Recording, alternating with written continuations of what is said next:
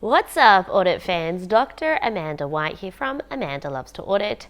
Welcome to my channel, and to celebrate 25,000 subscribers, I'm going back to one of my most popular videos of all time. It's also the most commented on video of all time, probably because of the scratchiness of the pen that I used when I first made my bank reconciliation video. But today we're going to revisit bank reconciliations. If you pop down into the video description, you'll see a link to download the exercise that I'm going to be walking through today. Of course, if you have any questions or any comments, pop them down below, but let's get into it.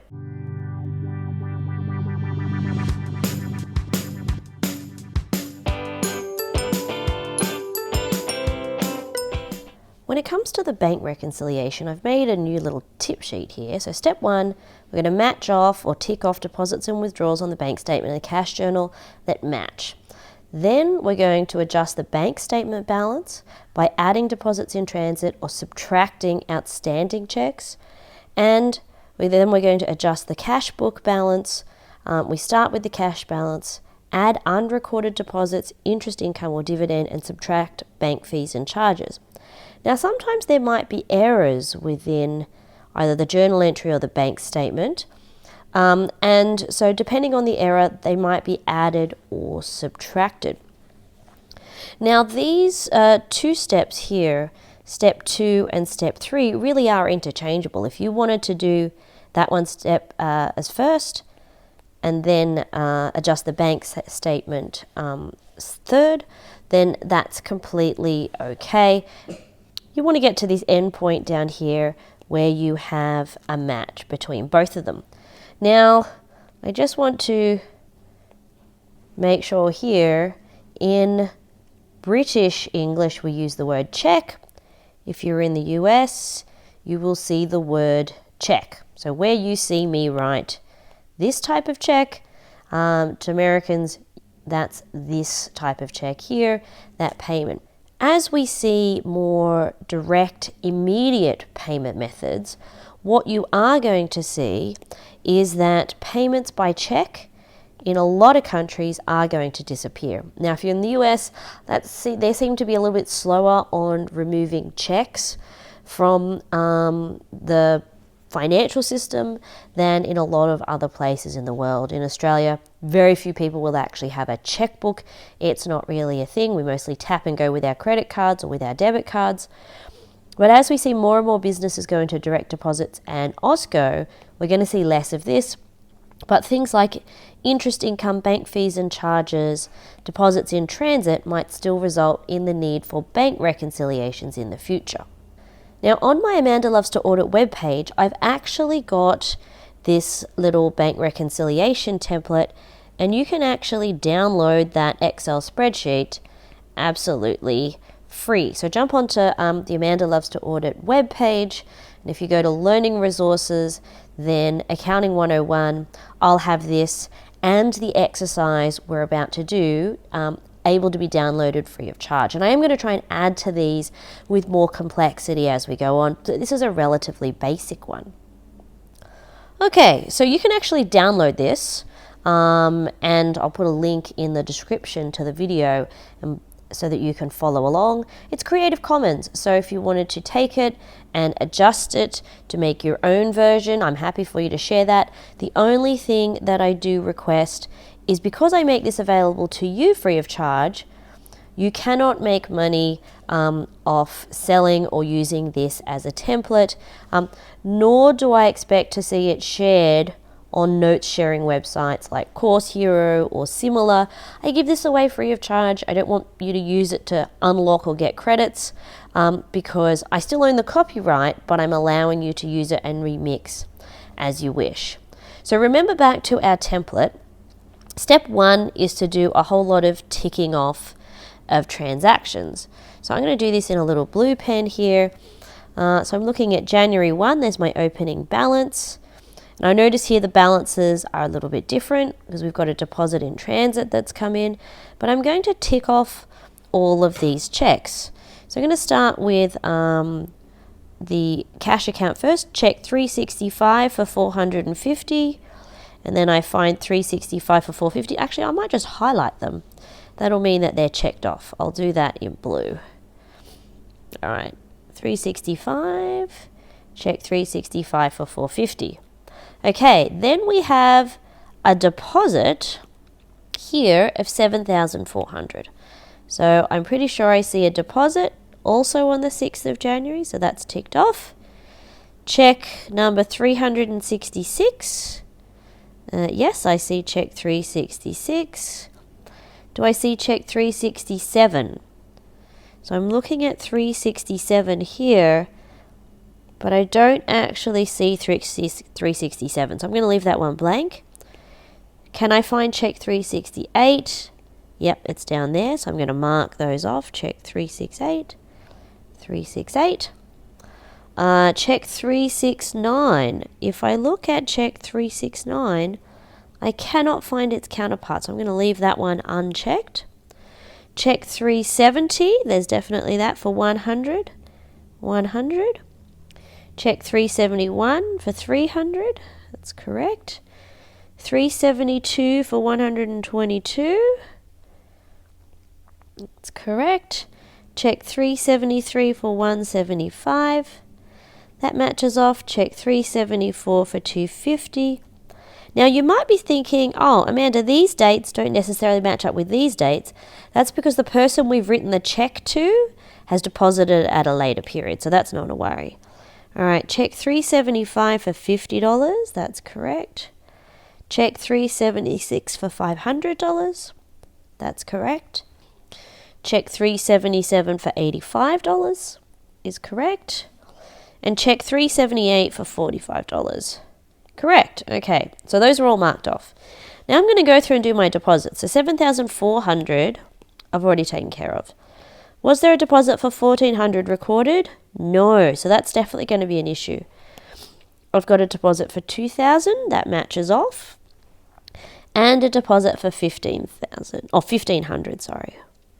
Okay, so now I'm going to mark up the things that I want to be concerned about. I've got a deposit here for $1,400, and then you'll notice I've got these two other transactions. Now, my question is here, are these deposits or were they withdrawals? Well, the way that I tell is by looking at, and I'm going to zoom in here a little bit so you can see this a bit better. I'm going to look at the balance. So it was $12,873 and then $15, the balance went lower. All right, so that is some sort of withdrawal, all right, or payment. Okay, now on the next one, $58, and we went from 14,228 up, so that's an increase, so that must be some sort of deposit. Now we can make some speculations on what they might be. Withdrawal, let's say that's bank fees, and I'm going to label the deposit actually as interest. And the reason I'm labeling it as interest is because it actually happened on the end of the month. So that's normally when interest is charged. So we've got some items that are on our bank statement that are not in our cash book. So if we go over here to our cash book, you'll notice that we also have some checks that are unpresented. Okay, so these are checks that I actually sent off. You know, I took my check, I put it in the mail, it went to the addressee, they've got the little check that has the information on it.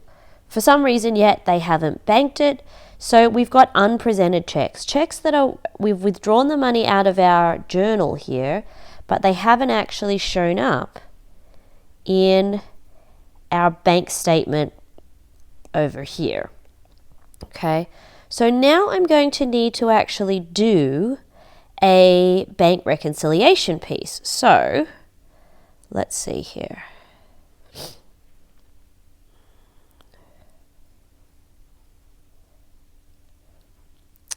Now there's no way I'm really going to be able to fit this all on the page, but I'm going to, if you take a little screenshot of this, and that's what I'm going to be referring to, I've actually got a little printout here. Okay, so my bank statement, the balance according to the bank statement, I'm just going to write this here next to it, $14,286. I have one deposit in transit of $2,100. Okay, there was no other bank deposit in transit and there were no bank errors in this instance.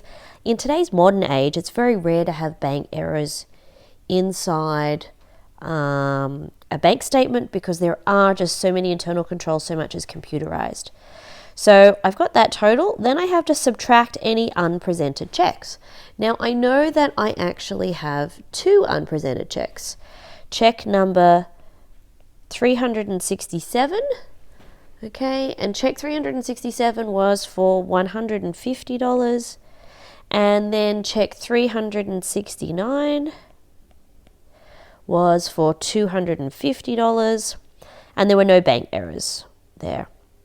So essentially what I'm doing, remember, I have to subtract those two, and that's going to give me an adjusted bank statement amount of $15,986.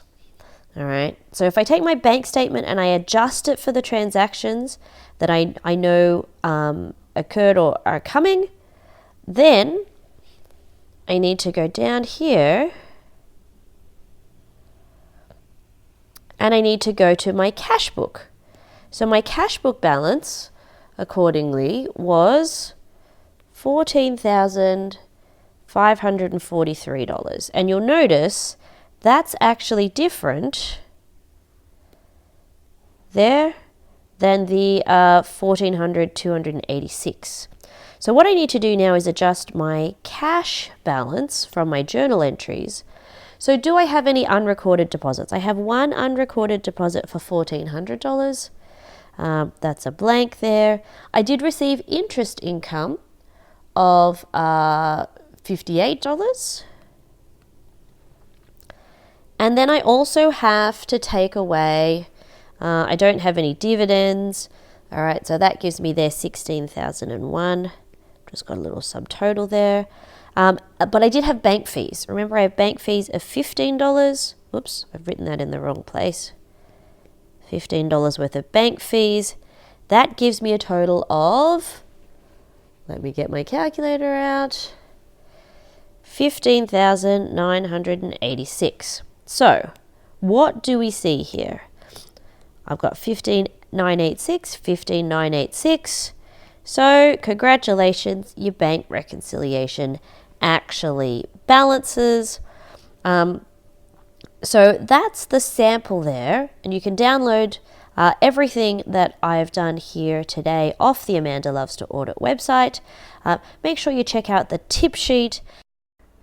Thanks for joining me for this bank reconciliation video. If you haven't already, please click the subscribe button to get all the latest updates on accounting, employability, and skill development in accounting, and of course, my bread and butter, which is auditing.